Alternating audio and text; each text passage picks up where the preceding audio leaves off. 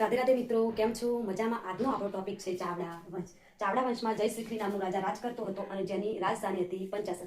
જય શ્રીકૃષ્ણના શાસન દરમિયાન કનોજના પ્રતાપી રાજા, જેને પોતાના સરદારને પંચાસર જીતવા મોકલ્યો હતો, આ સરદારની હાર થતા કનોજનો પ્રતાપી રાજા પોતે પંચાસર એટલે કે હાલનું જે રાધનપુર છે તેના પર ચડાઈ કરી. પોતાની હાર નિશ્ચિત જણાતા જય શ્રીકૃષ્ણે પોતાના શાળા સુરુપાળ સાથે પોતાની પત્નીને વિદાય કરી અને પોતે યુદ્ધમાં લડતા લડતા મૃત્યુ પામ્યા. આ બાજુ વનમાં રૂપસુંદરીને કુખે એક બાળકનો જન્મ થયો અને જે વનમાં જન્મ્યો હોવાથી જેનું નામ વનરાજ ચાવડા પાડવામાં આવ્યું હતું. આ વનરાજ ચાવડાને રાજકીય શિક્ષા પોતાના મામા સુરુપાળ પાસેથી મળી હતી અને ધાર્મિક શિક્ષા જૈન મુનિ સિરગુર સુરુગ પાસેથી મળી હતી. આ વનરાજ ચાવડા વનમાં જન્મ્યો હોવાથી તેને વનમાં ઉછેર પામેલ વનરાજ ચાવડાએ પુવડના રાજ્યને શાસનને નુકસાન પહોંચાડવા માટે રાજ્યની તિજોરીની લૂંટ કરી અને ત્યાંથી તે ચોર ચાપોતકર કે ચોરઠો કહેવાયો હતો.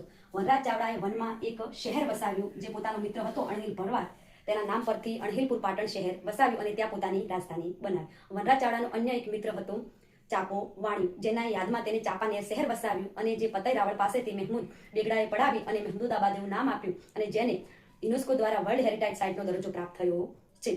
આ વનરાજ ચાવડાએ જૈન મુનિ સિરગુર સુરીની આગાહીથી તેને પોતાનું પિતૃક રાજ્ય પુવડ પાસેથી પાછું મેળવ્યું અને તેને પંચાસરમાં પાર્શ્વનાથ દેરાસર બંધાવ્યા, જ્યાં વનરાજ ચાવડાની પ્રતિમા મૂકવામાં આવી છે. વનરાજ ચાવડા પછી ચાવડા વંશમાં યોગરાજ નામનો રાજા આવ્યો. યોગરાજ પછી ક્ષેમરાજ આવ્યા. ક્ષેમરાજ પછી રત્નાદિત્ય આવ્યા અને રત્નાદિત્ય પછી વેરશી આવ્યા અને વેરશી પછી સામતસિંહ ગાદી પર આવ્યા હતા. આ સામતસિંહની એક બહેન હતી લીલાદેવી. લીલાદેવીના લગ્ન રાજરાજ ચાલુક્ય સાથે થયા. લીલાદેવી અને રાજરાજ ચાલુક્યને એક પુત્ર જે મૂળ નક્ષત્રમાં જન્મ્યો હોવાથી તેનું નામ મૂળરાજ રાખવામાં આવ્યું. આ મૂળરાજના માતા પિતા મૃત્યુ પામતા તે પોતાના મામા સામતસિંહ સાથે રહેતો હતો. આ સામતસિંહ મદપાન કરી અને શાનપાન ભૂલી જતા અને મૂળરાજ સોલંકીને વારંવાર હેરાન પરેશાન કરતા હોવાથી મૂળરાજે સામતસિંહની હત્યા કરાવી અને પાટણની ગાદી મેળવી અને ત્યાંથી પાટણની ગાદી પર નવા વંશની શરૂઆત થઈ. નવા વંશ ચાલુક્ય વંશની શરૂઆત થઈ, જેને આપણે ગુજરાતના ઇતિહાસમાં સોલંકી વંશ તરીકે ઓળખીએ છીએ. મિત્રો, તમને વિડીયો ગમતા હોય તો વિડીયોને લાઈક કરો, વધારે શેર કરો અને સબસ્ક્રાઇબ કરવાનું ભૂલશો નહીં. Thank you.